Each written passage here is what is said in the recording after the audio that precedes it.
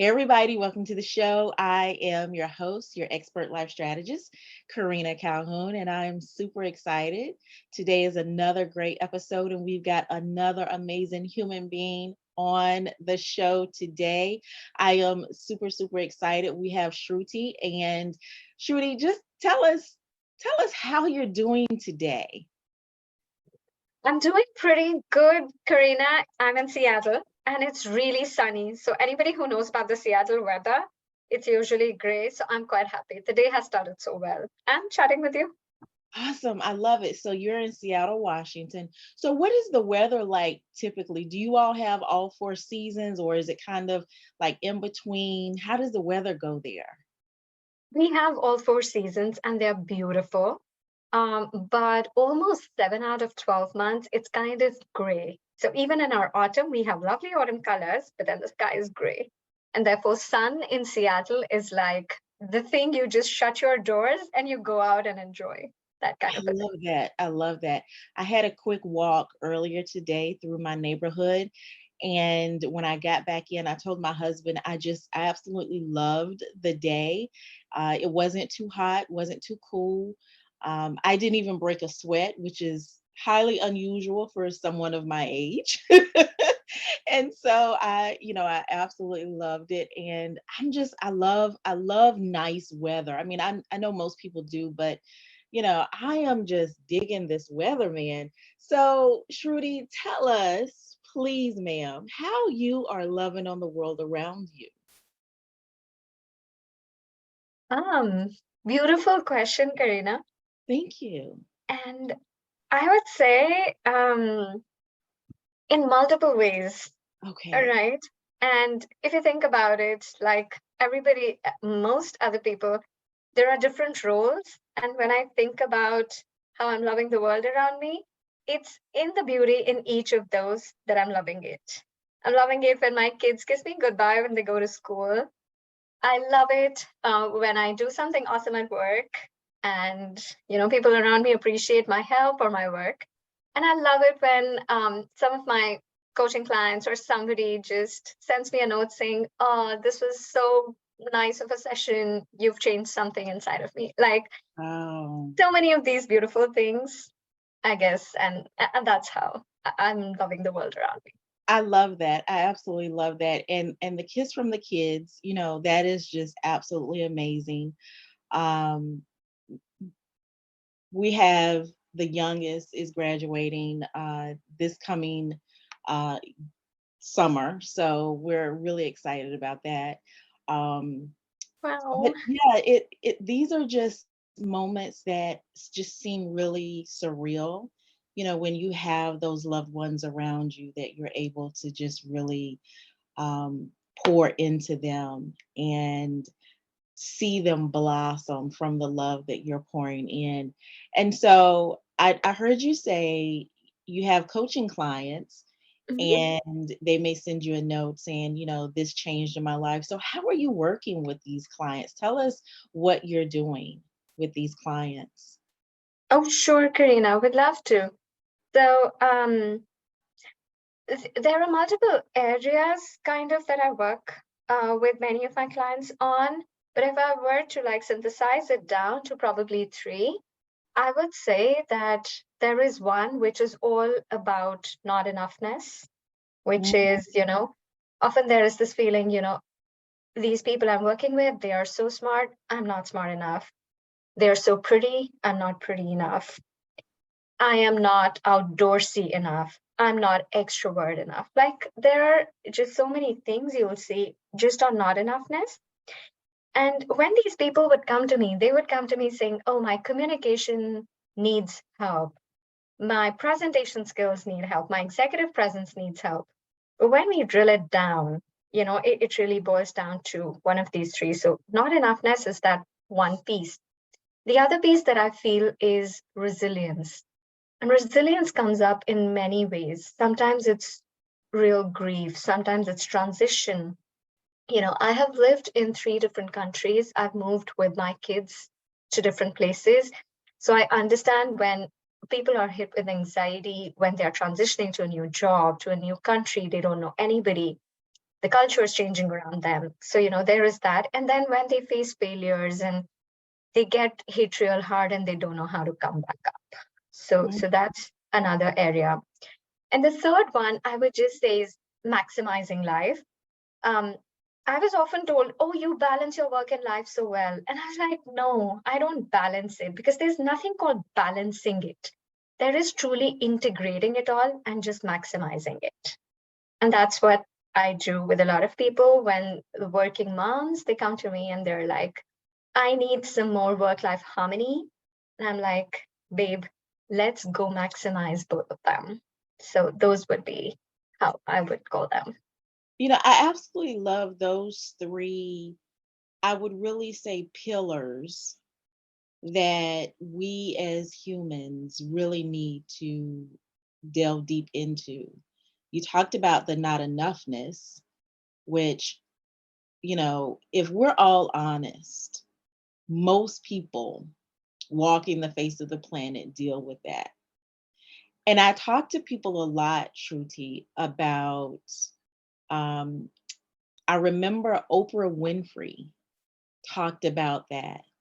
Of all people, feeling that she was not enough, that she did not have enoughness.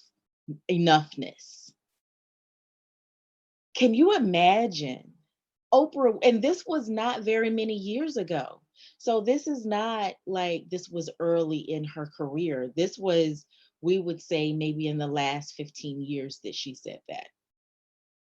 So can you imagine Oprah feeling like she doesn't have enough of something to do what she's been destined to do?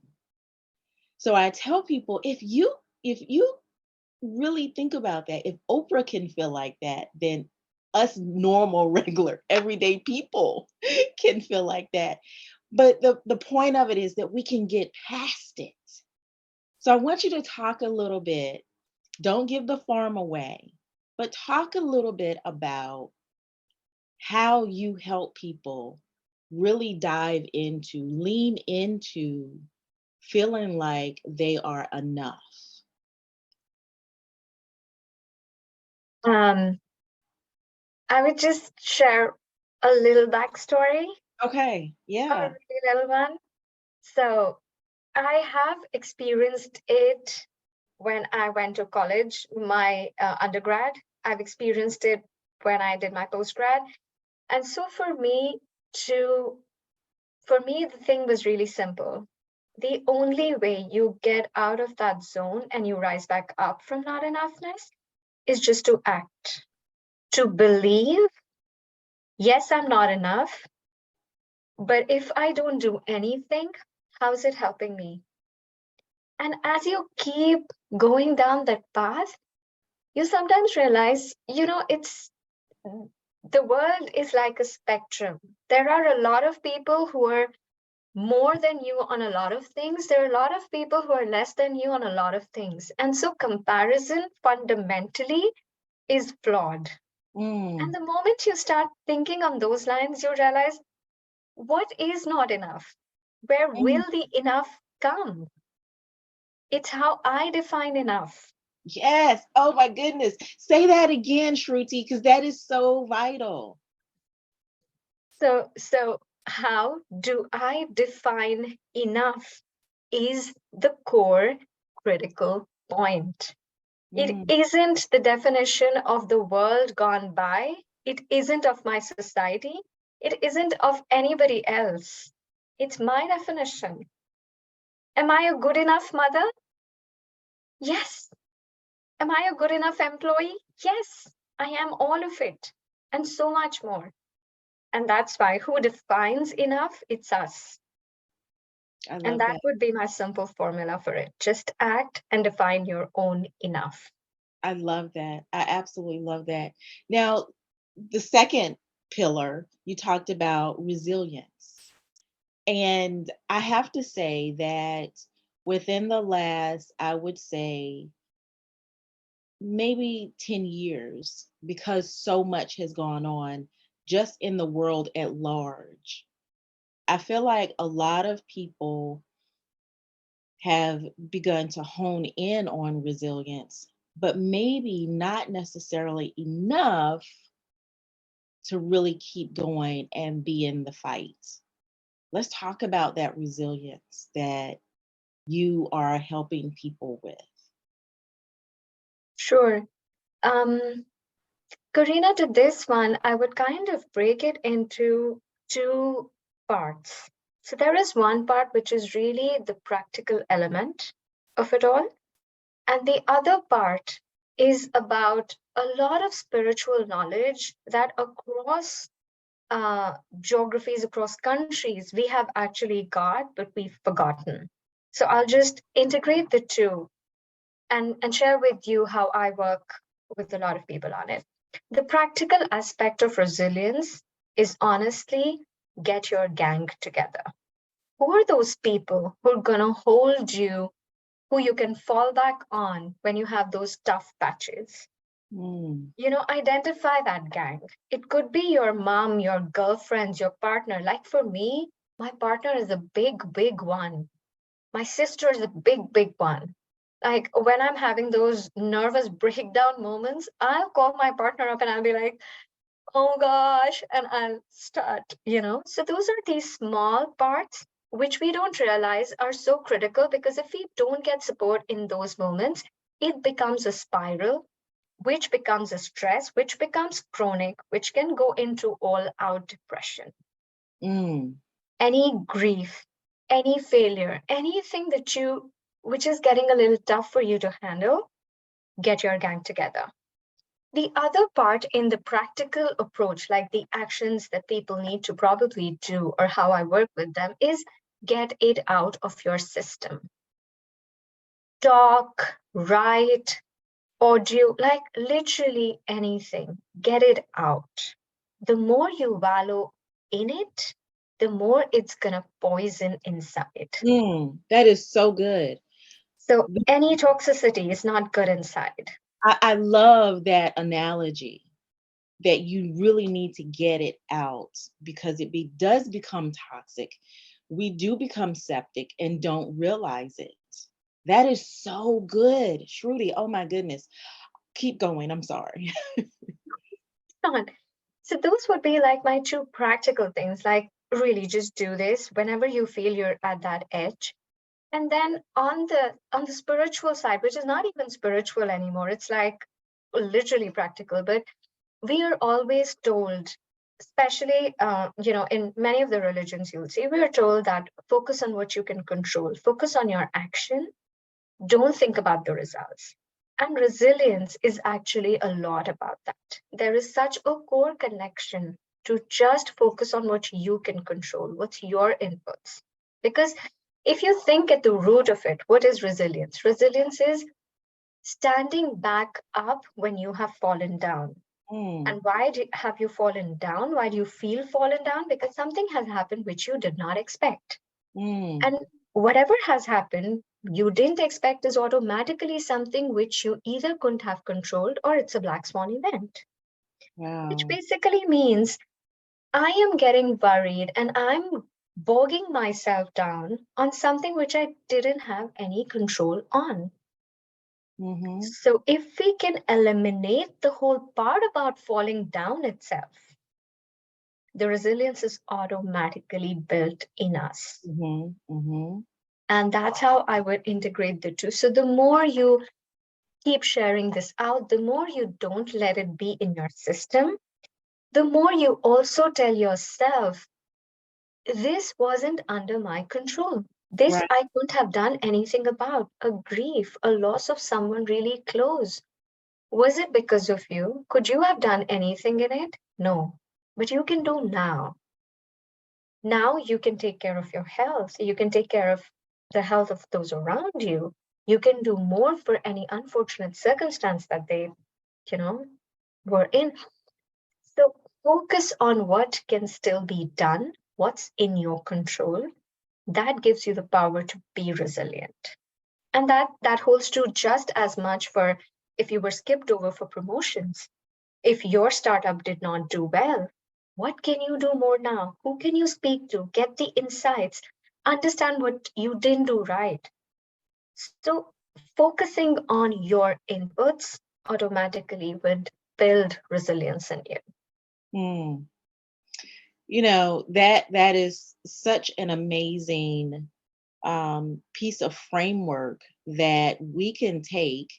You know, I tell people all the time, it's great to take notes, but when you take action, that's going to be key. So hopefully, I'm really encouraging those that are listening. Please don't just take notes. What Shruti is saying is such deep, deep, treasured information. And take your notes by all means, but take action. Do what she's saying. Begin to move on the information that you're being given here today. The last pillar that you talked about, Shruti, was we're no longer going to say work-life balance. We're going to say work-life maximizing. Is maximum how do you maximizing? We'll just say maximizing. Maximizing, that's good. So talk a little bit about that, because that is something that I really believe people have been striving for. And now you coming in and clearing it up that there really is no balance. But because that is so true when I think about it, work life maximizing, when you maximize both for your needs, Well, then you have exactly what you need, you have what you want. And that's where the greatness comes in. And so I feel like so many people are striving for work life balance, failing, and not doing the real action for resilience, and then they're feeling like they don't have enoughness. So I think all of them really work together when you look at it, because it's like, oh my goodness, I'm trying here, but I'm sorry. Go ahead. Go ahead. Go ahead. This is just so good. that was so well put, Karina. And before I go a little bit more on work-life maximization, I want to really applaud you for the statement you said, don't take notes, take action. That is so true. Thanks for Yeah, sharing that. you are welcome. Coming back to, and yes, you put it so well, Karina, that these three are interconnected. One leads to the other, and it could go whichever way, right? Mhm. Now, coming to the point of why isn't there a work-life balance and why I talk about maximization, it's as follows. Not everybody wants the same things from their life. We all don't always want to be successful at the cost of family or family at the cost of career. You could want different things and at different levels. Like, I'm happy being this level senior, but spending X amount of time with my kids. This is what you want to achieve. And that's your maximization. A balance is not probably what you want. And what's more important is not what you may want at every point in life. There are times when I have left meetings to attend something for my kids because they really wanted me to be there.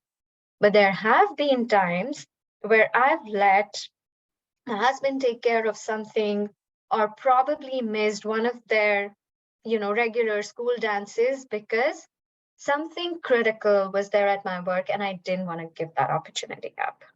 And my kids understand because I communicate with them. I tell them everything. And so the maximization part here is actually incorporating both the other elements that you talked about, Karina.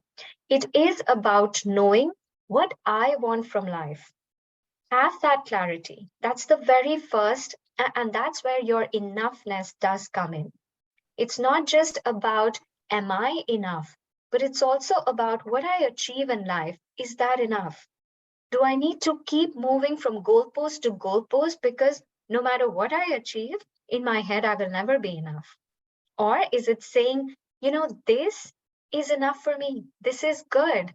I'll give you a simple example. My house is not always spick and span and beautifully done up and clean. I don't care. I would rather play the board game with my kid. And you know how some of these board games are like Catan and Live, they're like spread over hours. We don't have that kind of time. So we leave it open and we're like, yeah, we'll resume it tomorrow. I don't care if there are guests coming over. That's fine. It's my house. It's where I get to be me. It's where my kids get to be themselves. And that's my maximization. I maximize my life that way because then I don't care about what other people think. I care about what truly matters and what me, my kids, my family, we derive joy out of. The same thing to a professional setting. I don't bother being perfect about every single work I do. I pick my priorities. I focus on what gives me the maximum return on my time invested. I focus on that. I delegate other things, or I push back, or then I tell them, listen, this is not adding value to the organization. Let's skip it. Let's focus on something else. That's how you maximize. You don't maximize by doing everything 100% well. You maximize by picking your battles and doing everything else just good enough and Yeah, being happy with it. absolutely. Absolutely. I absolutely love that. Now, Shruti, tell us, who are your ideal clients? I've heard you say folks who have a job, who have a career, and I've heard you talk about moms. So give us an idea outside of those two. Who are your ideal clients? I have, I work regularly with mostly the middle level leadership, male, female, not necessarily important, because as you might realize now, working parents on both genders have been wanting a lot more of all of these things, right? So that's one. And the second bit is entrepreneurs in a big way, especially women entrepreneurs, because I know what they go through. There is a lot at stake, and they hold themselves accountable to such high standards just because they think if they make one mistake, if they don't succeed, then the Mm, whole hell will break loose. yeah. And supporting them and helping them understand it's fine. Fear of failure is not real. You Mhm. have to get out of it. You're good enough, no matter what the outcome is. Segregating yourself from the results is key. And Yes. that's what I help people with a lot. And you'll be surprised. There was almost 1.5 year in my coaching journey. I coached only actors, because Mhm. that it was such a beautiful experience on confidence, on not enoughness. You'll be surprised that actors who seem to be so amazing on stage, what they deal with inside, like you said, Oprah Winfrey, that's very true. And that helped me define a whole body of work on confidence and enoughness that I now apply in a lot of, like, Mhm. my with entrepreneurs, with executives. But yeah, so I Wow. would say those two buckets would be like the ones who benefit the most with what I have to share. I love that. I absolutely love that. Now, Shruti, tell us how we can get in touch with you, because I am going to just really encourage those listening. If you feel like you don't have enoughness, your levels are low, then you need to get in touch with Shruti ASAP. If you feel like you are not really being as resilient as you know that you can be, you're not bouncing back from things, you're not being filled up, then you need to get in touch with Shruti. If you feel like you are trying to play the work life balance game, you need to get in touch with Shruti, because there is no work life balance, as she's so eloquently said. There is the maximization of it. And that is going to be key. That is going to, I really believe that these three pillars will also help us in our mental and emotional state as well. We're not doctors. We can't say this for sure. But I do believe, I'll speak for me, I do believe that these three pillars can help us as a community in the world as a whole. So tell us how we can get in touch with you. Karina, LinkedIn is the best way to get in touch with me. And every month, I hold a free masterclass for anybody who's interested, which is named, as you can imagine, Maximize Work Life. You can find the link in show notes. And that talks about integration of these three pillars that I spoke about for maximizing your life. Mm, I love it.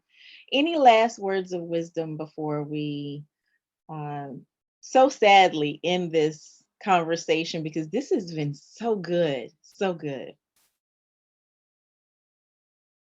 I would say before you worry about confidence and imposter syndrome, make sure you're giving yourself compassion. Mm, oh my goodness. I love that. That would I love be. I love that.